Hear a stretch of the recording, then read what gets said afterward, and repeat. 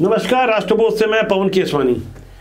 छत्तीसगढ़ की राजनीति में बीते 15-17 दिनों से एक अजीब सा सन्नाटा था, एक अजीब सी चुप्पी थी। जातियों को लेकर जिस तरह की राजनीति भूपेश बघेल करते आ रहे थे, उनके उसी राजनीतिक एजेंडे को चुराने की कोशिश की जोहार पार्टी के प्रमुख अमित बघेल ने, जो छत्तीसगढ़ क्रांति सेना के भी प्रमुख हैं। सब कुछ प्लान के मुताबिक हो रहा था।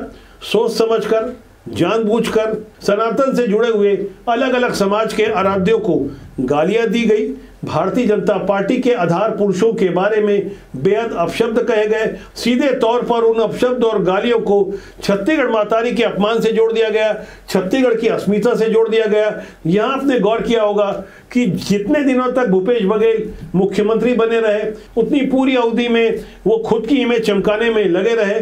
यहाँ तक कांग्रेस के बड़े बड़े नेताओं को हाशिए में डालने पर भी उन्हें कोई हिचक नहीं थी। जनसंपर्क विभाग के अरबों रुपए झोंक दिए गए। अलग अलग पोज वाली भूपेश बघेल की आपने फोटो देखी होगी, कभी हाथ में लट्टू लेकर, कभी किसी बच्चे को गोद में लेकर, तो कभी हाथ में सोटा खाते हुए, और यहां तक बोरे बासी जैसी वो तमाम सैकड़ों तस्वीरें होगी जिससे भूपेश बघेल खुद को एक राष्ट्रीय नेता बनाने की कोशिश में कामयाब हो पाते। अमित बघेल को भी अच्छी तरह से पता था कि वो सिंधी समाज के आराध्य, अग्रवाल समाज के आराध्यों के बारे में अपशब्द कहेगा तो उसकी चर्चा होगी। इस बात का गहरा अनुभव तो अमित बघेल ने पहले ही कर लिया था जब उसने 25 मई 2022 को बालोद जिले के गुंडरदेही में जैन आराध्य संतों के बारे में जानबूझकर, सोच समझकर अपशब्द कहे थे। 6 महीना जेल काट कर आया था। ठीक वैसे ही जैसे भूपेश बघेल के पिता नंद कुमार बघेल ने साल 2003 में ब्राह्मण कुमार रावण को मत मारो पुस्तक लिखी थी। तब उस समय के मुख्यमंत्री अजीत जोगी ने भूपेश बघेल के मंत्री रहते हुए उनके पिता को जेल भिजवाया था। जेल जाने के बाद नंद कुमार बघेल की लंबे समय तक कोई विवादित हरकत सामने नहीं आई, लेकिन जैसे ही भूपेश बघेल मुख्यमंत्री बने तो साल 2022 और 23 में जानबूझकर नंद कुमार बघेल जिस तरह का व्यवहार कर रहे थे, साफ तौर पर प्रभु श्री राम के बारे में अपशब्द कह रहे थे, ब्राह्मणों के बारे में खुलेआम बेहद अपमानजनक भाषा कह रहे थे, सनातनियों को साफ तौर पर गालियां दे रहे थे, और तो और नक्सली सरजू टेकाम से मानपुर मोहल्ला जाकर मुलाकातें कर रहे थे। ऐसे ही विवादित लोगों से अक्सर नंद कुमार बघेल की मुलाकातें हो जाया करती थी। जब उनकी ओर से लगातार हिंदू आराध्यों के बारे में अपशब्द कहे, तब दबाव बढ़ने पर भूपेश बघेल ने उनके विरुद्ध दिखावे की कुछ कार्रवाई कराई, क्योंकि जो तस्वीरें थाने से सामने आई उसे सोशल मीडिया के दौर में सबने देखा। हालांकि भारतीय जनता पार्टी ने इस पर उस तरह की कोई राजनीति नहीं की जिसका कि भारतीय जनता पार्टी को लाभ मिल सकता था। यहाँ यदि आप टाइमिंग पर गौर करें तो भूपेश बघेल के मुख्यमंत्री रहते हुए ही छत्तीसगढ़ क्रांति सेना को फलने फूलने का मौका मिला। लेकिन अमित बघेल ने जब जैन आराध्यों के बारे में अपशब्द कहे, देश भर में अमित बघेल का विरोध होने लगा। तब उसे न्यायालय के आदेश पर जेल जाना पड़ा। 6 महीने की जेल यात्रा से बाहर आने के बाद अमित बघेल और उनका संगठन एक बार फिर अपने काम पर लग गया। मौजूदा हालात में जब छत्तीसगढ़ का राजनीतिक परिदृश्य पहले से कहीं ज्यादा बदल चुका है, जोहार पार्टी के कैंडिडेट भी विधानसभा चुनाव में उतरे थे, लेकिन किसी की भी जमानत नहीं बची। ऐसे माहौल में जब कांग्रेस का आला कमान भूपेश बघेल को हाशिए पे डालने की तैयारी कर चुका है, क्योंकि भूपेश बघेल को पुराने घपले, घोटाले और बदनामियों के कारण परेशानी का सामना करना पड़ रहा है। उनके इकलौते बेटे चेतन बघेल उस शराब घोटाले में जेल में बंद है, जो शराब घोटाला भूपेश बघेल के मुख्यमंत्री रहते अंजाम दिया गया। एक समानांतर शराब नीति चलाई जा रही थी, जिस वजह से भूपेश बघेल के बेहद करीबी और खुद को अनपढ़ बताने वाले कवासी लखमा भी शराब यानी आबकारी मंत्री रहते हुए उस घटना में साफ तौर पर शामिल थे। कवासी लखमा भी बीते 15 जनवरी से आज की तारीख तक जेल में बंद है। ऐसे में आप समझ सकते हैं कि भूपेश बघेल की स्थिति क्या होगी। हालांकि राजनीति में सारी बातें खुलकर नहीं कही जाती। अब जब अमित बघेल को लेकर खूब हो हंगामा मचा, देश भर में उसके विरुद्ध प्रदर्शन हुए, तब भूपेश बघेल चुप थे। लेकिन जैसे ही पुलिस ने अमित बघेल को फरार घोषित किया, उसकी संभावित अग्रिम जमानत की याचिका को ध्यान में रखते हुए शासन की ओर से कैविएट भी दाखिल कर दिया गया। तब कहीं जाकर करीब 2 हफ्ते बाद भूपेश बघेल के बोल फूटे हैं। अमित बघेल से खुद को अलग दिखाने की कोशिश करने लगे हैं। कानून व्यवस्था स्थिति ठीक नहीं है, ये इन सब बातों से ध्यान भटकाने के लिए ये खुद ही प्रायोजित करवा रहे हैं। अब देख रहे वो कौन किससे जुड़े हुए हैं, यदि अमित बघेल की बात करें तो देवजी पटेल का साथी रहा वो। अंदर खाने अमित बघेल उनकी टीम को कौन पोषित करता रहा, डायरेक्ट या इनडायरेक्ट, राजनीति के पंडित अच्छी तरह से समझते हैं और भारतीय जनता पार्टी के रणनीतिकार भी अच्छी तरह समझते हैं। हालांकि भाजपा के ऊपर यह आरोप लगते रहे कि अमित बघेल को जानबूझकर गिरफ्तार नहीं करने से कहीं ना कहीं भारतीय जनता पार्टी के कोर वोट बैंक पर असर पड़ रहा है। भाजपा की सरकार की नीतियों के विरुद्ध सोशल मीडिया में भी लोग तीखे कमेंट करने लगे। लेकिन फिलहाल जब अमित बघेल फरार है और उसके विरुद्ध बाकायदा 5,000 का इनाम भी घोषित कर दिया गया है, तब कहीं जाकर आंदोलन में थोड़ी शांति आई है। सिंधी समाज और अग्रवाल समाज की ओर से देश भर में जगह जगह अमित बघेल के विरुद्ध एफआईआर दर्ज करवाए गए हैं। भारतीय जनता पार्टी का जोहार पार्टी और क्रांति सेना को लेकर यह आरोप लगता रहा कि यह संगठन कांग्रेस की बी टीम है।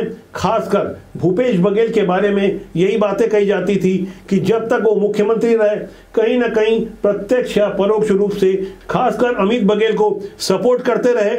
यहाँ सबसे ज्यादा गौर करने वाली बात यह है कि खुलेआम कानून को नहीं मानने की बात करने वाले अमित बघेल के विरुद्ध तब तक कोई कार्रवाई नहीं की गई जब तक अमित बघेल ने कैमरे के सामने आकर हिंदुओं और जैन आराध्यों को गालियां नहीं दे दी, अपमान नहीं किया। यहाँ यह भी गौर करना होगा कि भारतीय जनता पार्टी के आधार पुरुष डॉक्टर श्यामा प्रसाद मुखर्जी और दीनदयाल उपाध्याय के बारे में तो अमित बघेल ने साफ तौर पर कहा, लेकिन गांधी परिवार की सैकड़ों मूर्तियां छत्तीसगढ़ में हैं, उनके बारे में अमित बघेल ने जानबूझकर ये बातें नहीं कही। दीनदयाल उपाध्याय, श्यामा प्रसाद मुखर्जी, अग्रसेन महाराज एकरमन के मूर्ति काबर नहीं टूटाते, एकरमन के मूर्ति में काबर नहीं मुताते, एकरमन के मूर्ति में अपमान काबर नहीं करते। कौन है अग्रसेन, कौन है चौराहा है, लबरा है, का जानबे।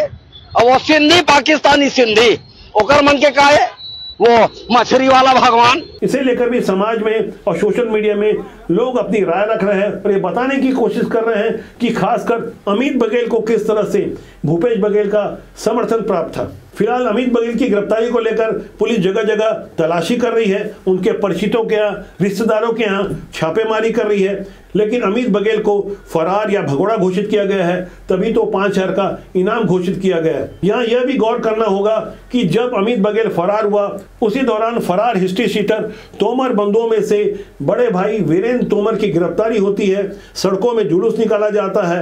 सड़कों में जुलूस वाली वो तस्वीर सोशल मीडिया में काफी वायरल हुई। अब तोमर ब्रदर्स के समर्थन में भी कई लोग पोस्ट डाल रहे हैं। सालो डूब मरो तुम सारे के सारे हैं।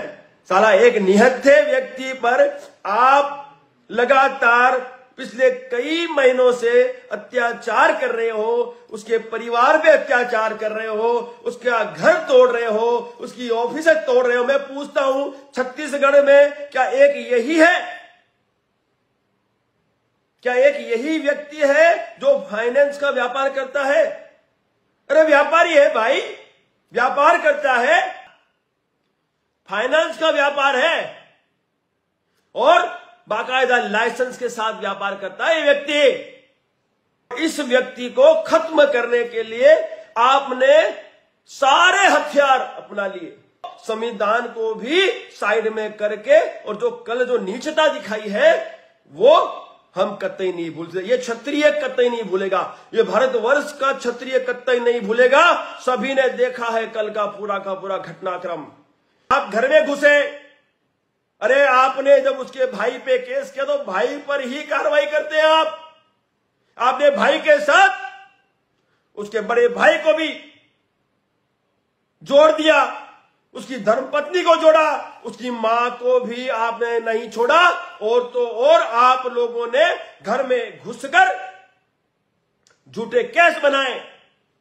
साथ ही सोशल मीडिया में यह भी कमेंट कर रहे हैं कि अब तोमर ब्रदर्स भी गिरफ्तार हो गया, अमित बघेल भी गिरफ्तार होगा। यदि अमित बघेल आज की तारीख में गिरफ्तार होता है तो चूंकि तोमर ब्रदर्स में एक गिरफ्तार हो गया है जिसकी गिरफ्तारी की मांग अमित बघेल उनकी टीम कर रही थी, तो ऐसे में जब अमित बघेल की गिरफ्तारी होगी तब हो सकता है उतना विरोध ना हो जिसकी अपेक्षा की जा रही थी। यदि तोमर ब्रदर्स में कोई नहीं पकड़ाता तो हो सकता है इस बात को रखा जाता कि तोमर बंधुओं को तो पुलिस पकड़ नहीं पा रही है, इसलिए अमित बघेल की गिरफ्तारी में इतनी जल्दीबाजी क्यों दिखाई जा रही है? राजनीति को समझने वाले अच्छी तरह से समझ रहे हैं कि किस तरह से राजनीति में मुद्दे फुटबॉल की गेंद की तरह होते हैं, जहां गोलपोस्ट के सामने खड़ा हुआ प्लेयर बाएं पैर को दिखाकर दाएं से गोल मार देता है। इस बारे में आपकी क्या राय है, जरूर लिखिएगा। हमारा मानना है राजनीति बुरी नहीं होती, उसमें काम करने लोग अच्छे या बुरे होते हैं। राजनीति से जुड़े हुए समसामयिक मुद्दों को हम इसलिए उठाते हैं ताकि आप जागरूक बने, अच्छे लोग राजनीति में आए। नमस्कार।